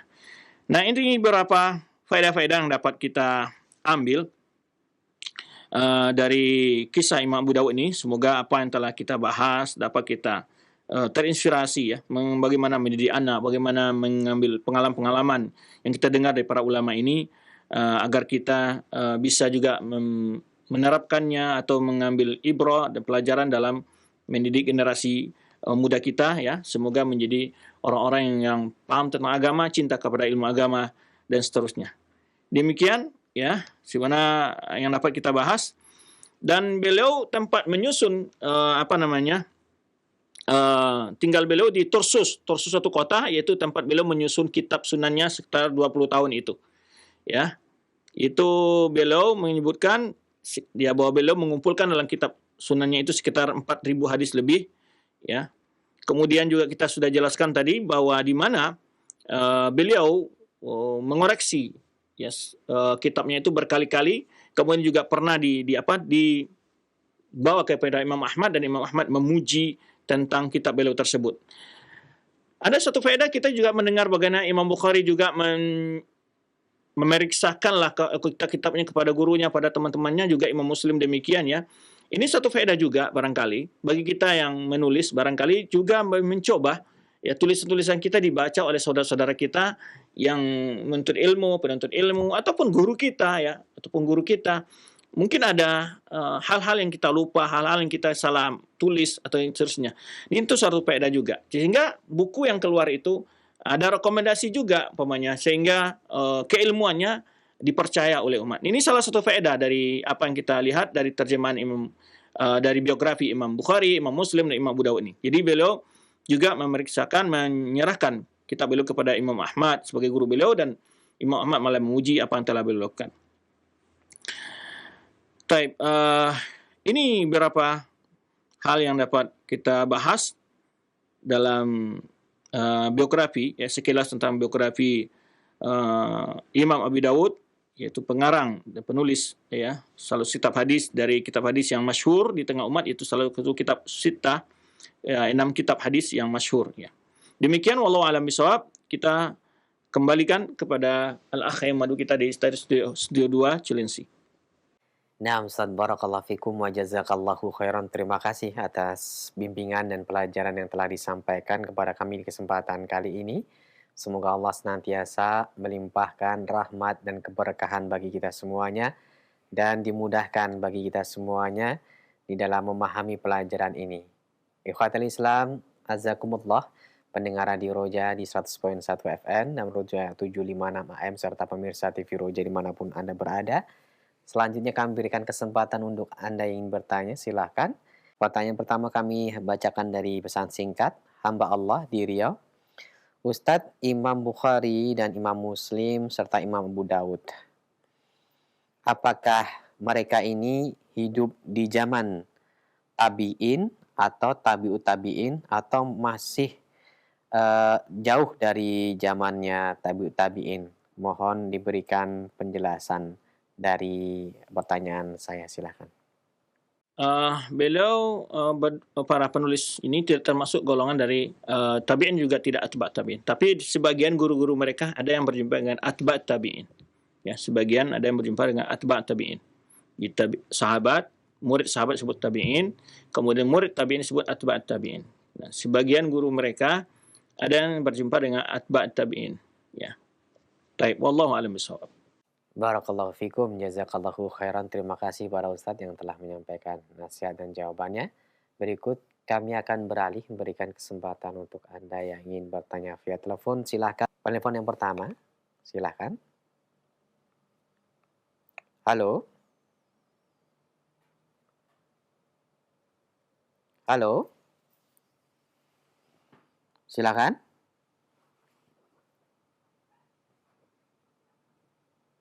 Ya, halo.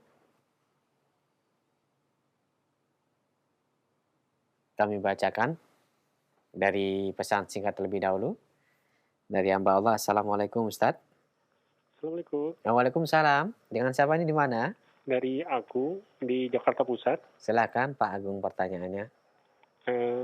Pertanyaannya adalah bagaimana memahami isi kandungan Al-Quran, karena di ayat pertama sampai di satu surat, ayat pertama sampai dengan ayat ke-10 atau ke-5 membahas tauhid.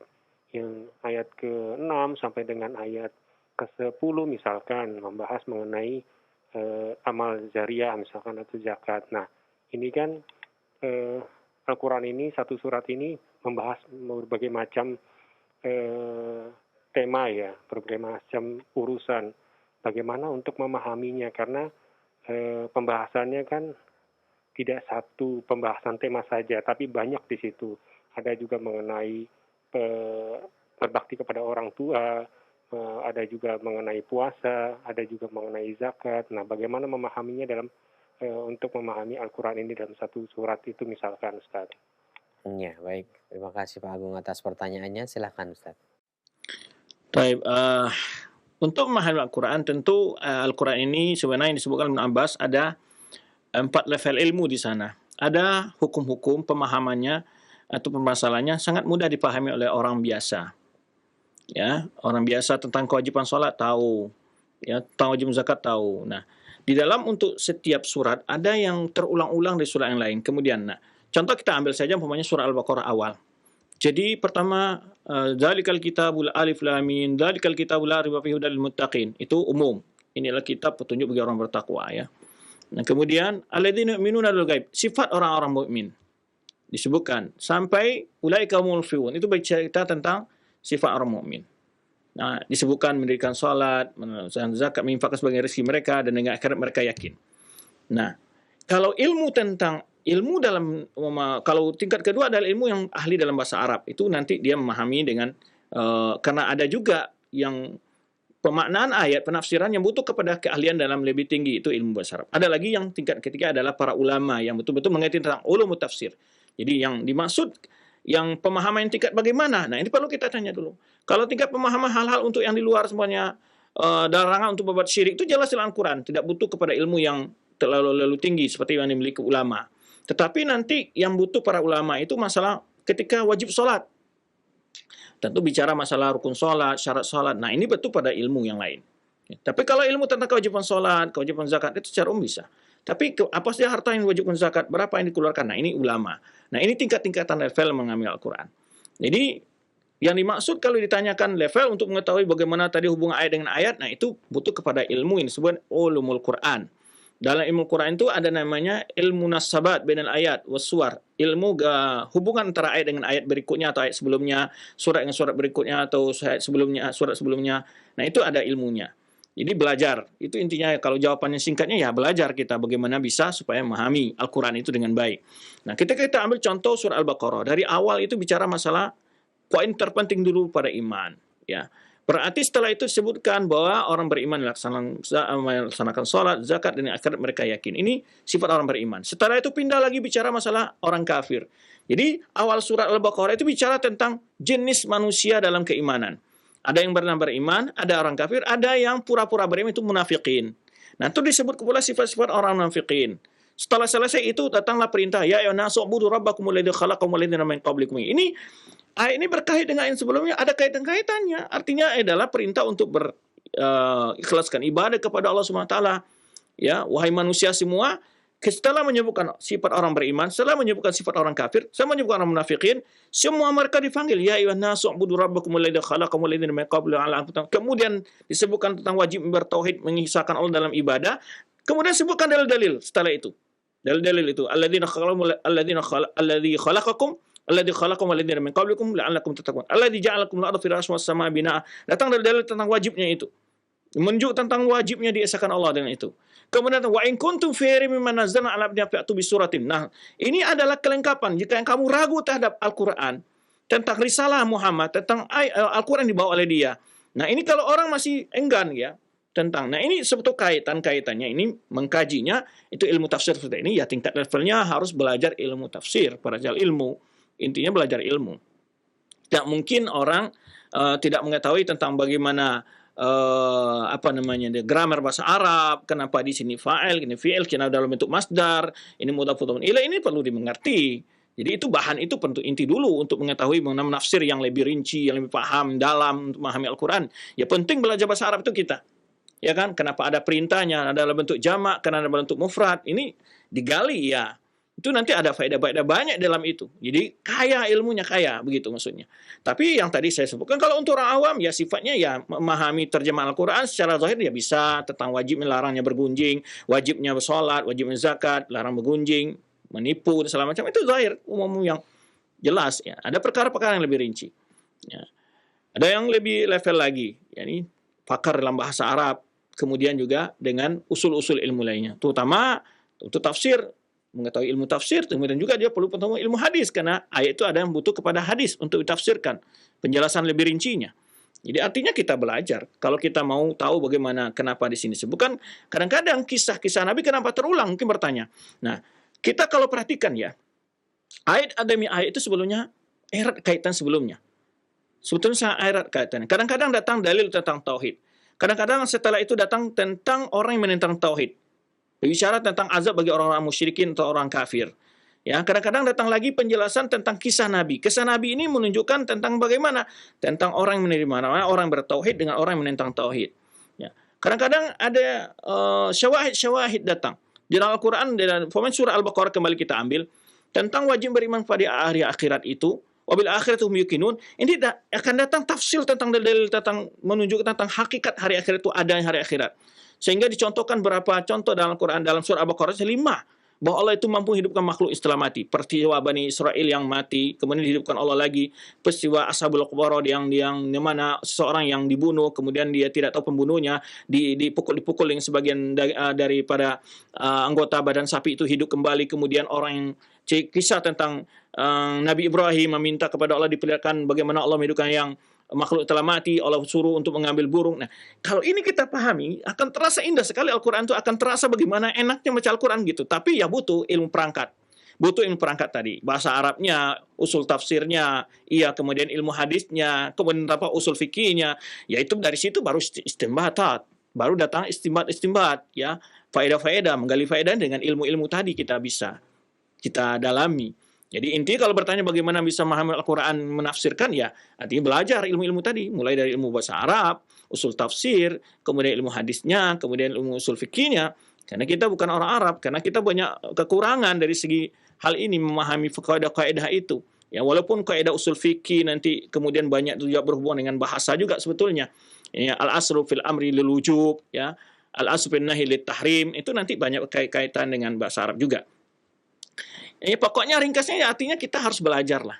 Ya, kalau kita belum belajar ya belajar tafsir, mendengar penjelasan ayat-ayat itu dari ustaz-ustaz yang telah memiliki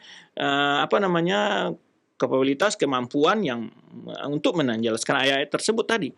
Jadi kalau kita memang memiliki ilmu-ilmu itu akan terasa sekali kaitan antara ayat dengan ayat itu. Kenapa peristiwa ini setelah ini kalau kita lihat isi yang sebelumnya, oh ini maksudnya penjelasan begini. Ya, penjelasan. Nah, oleh sebab itu akan terlihat, ya terasa bagaimana kesatuan isi Al-Quran itu. Makanya Ibnu Qayyim malah menyebutkan ringkasan isi Al-Quran itu tauhid semuanya. Imma dalil tentang wajib mengesahkan Allah dengan ibadah, atau dalil melarang berbuat syirik, kisah tentang orang-orang bertauhid di dunia, atau kisah orang bertauhid nanti di akhir kelak bagaimana kehidupan mereka, kisah tentang orang-orang yang menentang tauhid di dunia, bagaimana terjadinya kehancuran bagi mereka, hancuran kaum Ad, kaum Samud, Fir'aun, dan seterusnya. Kemudian kisah atau perjalanan akhir dari kehidupan orang musyrik nanti di akhir kelak. Itu bagaimana dengan hukum-hukum? Hukum-hukum bicara tentang hak tauhid. Kalau orang bertauhid, dia mesti membuktikan tauhidnya itu dalam bentuk ibadah, salat, zakat, haji, dan seterusnya. Itu perintah-perintah dengan akhlaknya, muamalahnya. Ini semua hukum tauhid. Jadi sebetulnya kalau kita belajar ya terasa lezatnya di sana akan terasa enaknya membaca Al-Quran, memahami Al-Quran, ya terasa uniknya kita bagaimana Al-Quran itu betul sangat saling mengokohkan antara satu ayat dengan ayat yang lainnya ya. Ya nggak bisa diceritakan kalau ketika kita mentadabburi Al-Quran itu ya bagaimana kaitan antara ayat dan ayat, perintah dengan perintah, larangan pelarangan ya. Itu sangat erat sekali sebetulnya, indah sekali sebetulnya. Sehingga disebutkan umpamanya, kenapa dalam permasalahan zina didahulukan muannas, az-zaniyatu waz-zani fajlidu kulla wahidin. Kenapa dulu? Dalam mencuri kok didahulukan laki-laki, as-sariqu was-sariqatu. Nah, ini kan ada faedah ini di dalam susuhan kalimat-kalimat itu ada faedah semua. Karena sebagian besar terjadinya perzinahan datang dari gara-gara wanita. Nah, seperti kisah punya Nabi Yusuf, bagaimana Nabi Yusuf digoda oleh wanita yang bangsawan ini. Kemudian dalam masalah pencuri, rata-rata yang banyak mencuri itu bukan tidak ada wanita, tapi lebih banyak laki-laki lebih dahulu. Nah, banyak sekali faedah-faedah kalau kita mencoba menggali Al-Quran ya. Maka intinya sekarang Ida bertanya pada diri kita, seberapa waktu yang telah kita usahakan, sisakan untuk kita sediakan ingin mendalami agama ini. Ya. Maka semakin kita belajar, kita akan semakin merasa satu ayat yang kita baca dalam Al-Quran, satu ayat yang kita baca dalam sholat kita, akan meresapi gitu ya, meresap sekali rasanya karena kita tahu maknanya, tahu grammar kenapa begininya. Pemanya dalam baca Al-Fatihah contoh, iyyaka na'budu wa iyyaka nasta'in. Itu faedahnya apa di situ? Kenapa didahulukan iyyaka? Bukankah dalam susunan itu harus subjek objek predikat ya itu? Kenapa didahulukan ini? Nah, disebutkan faedahnya adalah itu litaksis, iyyaka. Padamu saja ya Allah aku menyembah. Ya. Iyyaka nasta'in. Kenapa Musa yang menonton? Kenapa dulukan ibadah baru isti'anah? Kenapa tidak iyyaka nasta'in wa iyyaka na'budu? Itu dikaji oleh para ulama karena begitu kaitannya bahwa ibadah tanpa tolongan dari Allah kita tidak mungkin. Bahwa kita tuh butuh kepada pertolongan Allah dalam segala kondisi, termasuk beribadah kepada Allah Subhanahu wa taala. Jadi, kemudian apalagi artinya? Di sini artinya adalah itu beriman kepada antara takdir syar'iyah dan takdir kauniyah. Karena syar'iyah menyelaksanakan perintah ibadah kepada Allah adalah kehendak Allah secara syar'i. Ya, kemudian pertolongan segala hal Allah itu hubungannya kaitan iradah kauniyah Allah Subhanahu wa taala. Kadang-kadang kita sudah berusaha namun tidak bisa, tidak mendapatkan apa yang kita inginkan. Ini artinya Allah belum memberikan pertolongan, Allah memudahkan kepada kita.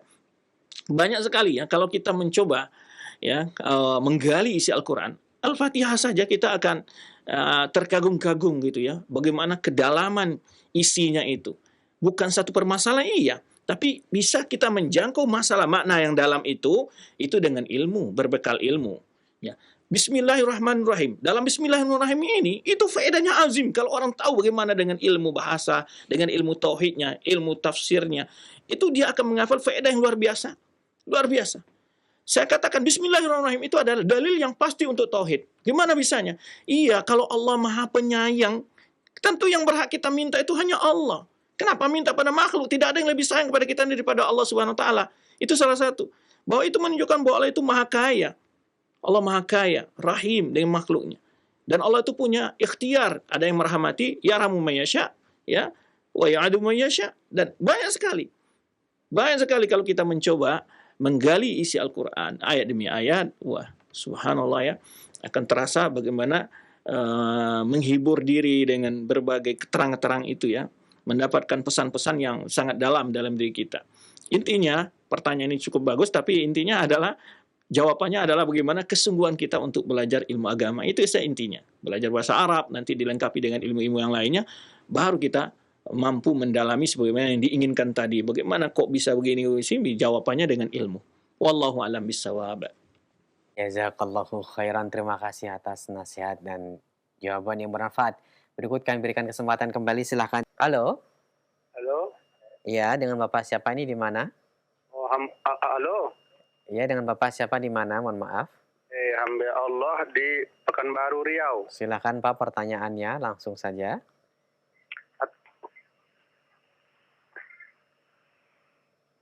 Tapi ini agak melenceng dari apa, Pak? Ya, silakan Pak, silakan. Jangan terlalu jauh juga melencengnya. Yang mau saya tanyakan itu, Pak, masalah wudu. Masalah wudu. Ya, silakan. Katanya beristinja itu suka dimasukkan anak jari ke dalam dubur beristinja baru wudu. Itu apa memang benar apa tidak, Pak? Baik, terima kasih atas pertanyaannya Bapak. Assalamualaikum warahmatullahi wabarakatuh. Waalaikumsalam warahmatullahi. Silakan Ustaz. Baik, tidak ada anjuran untuk seperti itu, dan itu bagian dari perbuatan gulu.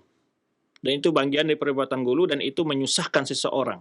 Dan itu bukan tidak ada para ulama yang menganjurkan itu, tapi ada dalam madhab daripada sebagian kelompok orang-orang sufi yang dimasuki oleh rasa was-was. Ini sebagian dari aliran-aliran sufi, ada yang menganjurkan demikian, karena mereka dijangkiti penyakit was-was. Jadi jangan-jangan ada tersisa. Yang kita yang disuruh membersihkan bagian luar, tidak perlu dikeruk ke dalam. Kalau begitu dalam perut kita masih ada kotoran kok, apa perlu dikeruk sampai ke dalam, dikeluarkan semua kotoran perut kita? Bukan. Jadi maksudnya membersihkan bagian luar, iya. Ya, tidak ada anjuran untuk memasukkan telunjuk ke dalam dubur kita, itu tidak ada. Hanya cukup membersihkan apa yang ada di luar dengan air, ya. Itu tuntunan yang diadakan dalam ajaran Islam. Tidak memberatkan, ya. Tidak memberatkan, tidak menyusahkan. Ya, itulah ajaran Islam, itu ajaran yang masuk akal, ajaran yang mudah, yang dilakukan tanpa menyulitkan, ya. Demikian. Wallahu a'lam bishawab. Ya Ustaz, barakallahu fikum. Terima kasih atas jawabannya. Selanjutnya kami berikan kesempatan kembali untuk telepon yang ketiga. Kami harapkan pertanyaan Anda berkesesuaian dengan pembahasan yang telah disampaikan oleh Ustaz. Silakan. Halo? Halo? Silakan. Halo, Assalamualaikum. Waalaikumsalam warahmatullahi wabarakatuh. Dengan Bapak siapa ini? Di mana? Dari Usman di Palu, Palestina. Silakan Pak Usman, pertanyaannya langsung saja. Ya, saya mau tanya Pak Ustadz, Hmm. hukum sujud tilawah itu bagaimana Ustadz? Ya, terima kasih atas pertanyaannya. Ya, Assalamualaikum warahmatullahi Waalaikumsalam warahmatullahi. Silakan. Hukum sujud tilawah, afwan sabtu. Hukum sujud tilawah secara jumhur ulama mengatakan sunnah. Jumhur ulama mengatakan sunnah. Ada sebagian ulama-ulama qurra itu ada tempat-tempat momen yang benar-benar mereka menekankan sunnah muakkadah. Ya, itu yang saya tahu. Ya, yang saya tahu hukum dari sujud tilawah itu adalah sunnah. Kalau imam dia tidak sujud saat mamanya juga tidak merusak salatnya, tidak berdosa. Jadi hukum dari sunnah secara jumhur ulama mengatakan adalah sunnah saja. Ya, wallahu a'lam bishawab. Pertanyaan berikutnya kami akan bacakan dari pesan singkat Ustadz dari hamba Allah yang bertanya. Assalamualaikum Ustadz. Pernah mendengar dari beberapa penjelasan mengenai hadis tentang Abu Daud misalnya. Ada yang menurut Sahih Abu Daud itu sahih, akan tetapi menurut cara periwayatan ahli hadis yang lain, hadis tersebut hasan atau bahkan hadis tersebut dhaif. Nah, apa yang menyebabkan hal tersebut Ustadz, dari sudut pandang apa?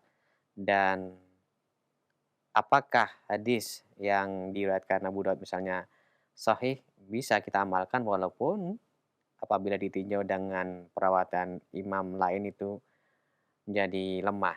Silakan Ustadz. Baik, para ulama dalam menentukan sahih hadis ada memiliki syarat-syarat tersendiri. Jadi kalau Imam Abu Daud itu memiliki syarat-syarat yang berbeda dengan imam lain. Maka ketika beliau ditanya oleh ahli Makkah tentang syarat-syarat, beliau menyebutkan ada beberapa kriteria di dalam periwayatan hadis oleh Imam Abu Daud itu. Pertama, yaitu yang jelas hadis-hadis sahih sesuai dengan syarat Bukhari Muslim. Itu para ulama juga mengkelompokkan hadisnya. Atau hadis yang terdapat syarat Bukhari dan Muslim. Jadi dalam Abu Daud itu ada juga hadis yang diriwayatkan oleh Imam Bukhari, hadis yang diriwayatkan Imam Muslim. Dua-duanya meriwayatkan. Ada juga hadis yang diriwayatkan Imam Bukhari saja atau diriwayatkan oleh Imam Muslim saja. Ada hadis yang syaratnya sesuai dengan syarat Bukhari, tapi tidak dikeluarkan Imam Bukhari. Atau syarat sesuai dengan syarat Imam Muslim. Nah, kemudian beliau juga menjelaskan, beliau tidak mengeluarkan dalam hadis sunan, dalam kitab hadis sunan beliau, itu tidak mengeluarkan hadis yang mungkar, hadis yang dhaif. Ya. Kemudian kalau ada hadis dhaif yang beliau keluarkan, beliau menjelaskan dan para ulama menjelaskan bila dalam bab itu, dalam masalah itu tidak beliau temukan hadis yang sahih. Karena di antaranya beliau mengambil mazhab Imam Ahmad selama hadis itu tidak dhaifnya, tidak mungkar dan tidak berlebihan, ya. Kemudian disebut dalam istilah muhaddisin, dalam ilmu hadis itu dhaif yang jabir. Dan tetapi Imam Abu Daud mengeluarkan itu bila tidak ada hadis yang beliau dapatkan dalam masalah yang sama, hadis yang sahih sanadnya menurut beliau. Nah, itu di antara beliau menyebutkan rincian itu dalam risalah beliau kepada ahli Makkah waktu itu. Kemudian perbedaan-perbedaan para ulama dalam memeriwayatkan suatu hadis, sebetulnya secara umum syarat mereka dalam hadis itu sama, yaitu hadis yang diriwayatkan oleh thiqah yang mutasilsil, yang menyambung sanadnya, tidak syadz ghairu illah. Imaratu dhabit tam, orang yang hafal, ya, dan thiqah yang kemudian di sanad menyambung, dan orang-orang yang bersambung sanad ini tidak ada satupun yang cacat, tidak dhaif, ini ya, hafiz, kemudian adil, ya, dhabit tam, adil itu artinya bukan adil dalam masalah hukum, adil dalam bagi. Adil semua adalah orangnya bertakwa, itu maksudnya situ. Dhabit tam itu maksudnya hafalnya kuat. Nah, itu. Kemudian bighairi illah wala syadz. Jadi tidak ada illahnya, baik pada sanad atau pada matanya, juga tidak syadz dalam perkara matanya. Nah, itu ini nanti disebutkan apa maksud syadz, apa maksud illah. Illah itu banyak macamnya. Jadi untuk mengetahui ini perlu belajar ilmu hadis dulu. Tetapi secara umum mereka memiliki syarat yang sama seperti itu. Namun sebagian lain meriwayatkan sebuah hadis karena dalam jalur lain itu ada hadis lain mendukung. Maka dikeluarkanlah oleh dia satu jalur yang dia punya riwayat yang lebih tinggi sanadnya.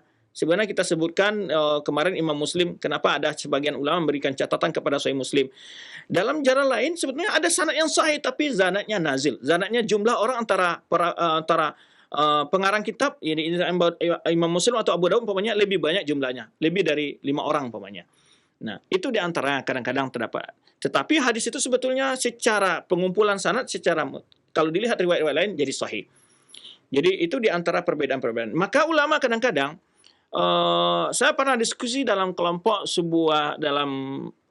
kelompok di asosiasi ilmu hadis, dan mereka mengkritik tentang Syekh Albani dalam hadis yang sama dalam Tarikh dan Sahih Jami' Saghir itu berbeda hukum beliau. Lalu beliau orang ini orang ingin mengatakan bahwa Syekh Albani ini nggak punya kok saling berbeda, di sini disahihkan, didhaifkan. Karena dia tidak paham maksud Syekh Albani yang disahihkan di sini sanadnya, sanad si fulan ini, sanad yang diwakilkan oleh Abu Daud umpamanya, ini sanadnya dhaif. Tapi sanad yang diwakilkan oleh umpamanya Tirmizi, sanadnya sahih. Ya karena kan tidak sama guru mereka, berbeda-beda. Ya, rawi yang mereka rangkaian rawi yang mereka berbeda-beda. Jadi kadang-kadang ulama mensahihkan sebuah hadis berdasarkan isnad yang menilai sanad dari pemilik pengarang itu sendiri, bukan secara keseluruhan hadis itu. Nah, kalau menurut hadis ini sahih, maka oleh sebab itu selalu ulama menyebutkan isnadu sahih. Maka Syekh Albani sering mengkaitkan kalau menilai hadis itu dengan isnadnya. Isnadnya sahih. Tidak mengatakan hadza hadisun sahih kecuali memang sudah pasti hadis itu datang dari kalau hadis yang sudah mutawatir, kata hadis yang berbeda persis para ulama, maka beliau tidak langsung memvonis sahih dhaif kecuali telah meneliti berbagai jalan dari berbagai kutub karangan ulama-ulama. Isnad para ulama yang lain. Nah, itu merupakan hadis banget, artinya harus memeriksa berbagai sanad-sanad ulama-ulama yang lain baru bisa dikatakan hadis sahih atau dhaif. Maka oleh sebab itu maksudnya bila hadis itu ada perselisihan para ulama. Tetapi tidak setiap hadis ada perselisihan ulama, hanya sebagian kecil dari hadis-hadis itu. Nah, persebab perselisihan tadi sudah bukan kadang-kadang menilainya dari sisi sanadnya untuk rawi tertentu atau untuk pengarang kitab tentang riwayat tertentu dari seorang ulama. Nah, itu kadang-kadang menyebutkan. Jadi sebetulnya secara umum syarat hadis sahih itu diketahui, disepakati oleh para ulama. Cuman kadang-kadang mereka menyebutkan hadis dhaif itu pilihannya kadang-kadang bukan karena dhaifnya, tapi karena yang sanad lebih ringkas, ini hadisnya lebih ini. Matannya umpamanya lebih tepat ini, tapi sanadnya lebih lemah. Sebetulnya hadis ini diriwayatkan riwayat lain, jalan yang lain, itu isnadnya sahih. Tapi mereka tidak menyebutkan isnad itu mungkin karena isnadnya lebih panjang atau alasan-alasan lain. Nah, itu yang bisa saya sebutkan secara ringkas. Ya, penjelasan ini sebetulnya butuh kepada ilmu hadis, orang yang punya muqaddimah, artinya punya dasar-dasar tentang belajar ilmu mustalah hadis, baru dia paham tentang bagaimana kenapa ada perbedaan para ulama dalam menilai sebuah hadis tertentu, ada mendhaifkan. Atau kadang-kadang sebagian ulama menilai sebuah rawi. Nah, ini juga sebuah rawi berbeda. Ada mengatakan rawi ini, hadis ini, umpamanya seorang rawi itu berubah hafalannya setelah dia umurnya tua, lanjut usianya. Nah, sedangkan ulama ini ada menghukum, pokoknya semua riwayatnya oleh dia kadang-kadang dihukum dhaif. Tapi sebagian ulama memastikan bahwa hadis ini ada diriwayatkan oleh dia sebelum berubah hafalannya. Nah, maka jadi sahih hadisnya. Nah, sebagian ulama lain dia tidak memastikan apakah hadis ini setelah dia berubah hafalannya atau sebelumnya. Maka dia catat hadis itu sebagai hadis yang dhaif. Nah, ini perbedaan-perbedaan yang panjang, sebetulnya ilmunya banyak ya, di dalam ilmu hadis itu panjang sekali pembahasannya. Bisa dari sisi matan, bisa dari sisi rawi, dari sisi isnadnya ya. Atau ada pendukung hadis lain maka disahihkan ya, atau sepulan ini dhaif tetapi dalam tingkat yang sama, generasi yang sama, atau rawi lain setingkat dengan dia, jadi itu ada meriwayatkan hadis yang ada syawahid bagi dia, atau dukungan dari isnad lain ada mendukung sehingga hadis ini menjadi hasan li ghairi umpamanya atau sahih li ghairi. Nah, itu sekilas yang dapat kita jawab tentang ilmu bagaimana perbedaan para ulama ketika meriwayatkan sebuah hadis, ada menilaikan sahih, ada menilaikan dhaif. Tapi kita katakan itu dalam masalah-masalah hadis yang terdapat perselisihan dan menilai isnadnya atau matannya atau rawinya. Itu tidak semua hadis seperti itu, hanya nadir ya, tidak seberapa kalau dibanding dengan hadis-hadis yang ulama sepakat mensahihkannya. Makanya ulama mengatakan umpamanya, dan juga perlu kita ketahui bukan berarti hadis kalau tidak di Bukhari, tidak Muslim itu hadis dhaif, tidak. Juga hadis yang dalam Sahih Abu Daud dalam Sunan Abu Daud banyak sekali hadis sahih. Banyak sekali hadis sahih, bahkan syaratnya sama dengan syarat Bukhari Muslim, tapi Bukhari Muslim tidak meriwayatkan hadis itu ya. Dan tentu mereka punya syarat sendiri untuk masukkan hadis dalam sahih dan tidaknya, dan ini sudah kita bicarakan kemarin waktu kita perjumpaan kita dan bicara biografi Imam Muslim dan biografi Imam Bukhari. Wallahu a'lam bishawab, itu yang dapat kita jawab. Ya, kita kembali kepada akh yang madu kita. Nah, Ustaz, barakallahu fikum, jazakallahu khairan. Terima kasih telah meluangkan waktu guna menyampaikan bimbingan dan menjawab beberapa pertanyaan yang telah masuk. Semoga pertemuan kita diberkahi Allah. Selanjutnya, karena terbatasnya waktu, kami mohon ihtitam kepada Ustaz. Kami persilakan, fadal. Baik, terima kasih banyak untuk para ikhwan dan akhwat jamaah yang mulia telah bergabung di pagi hari ini dalam jumpa kita kali ini.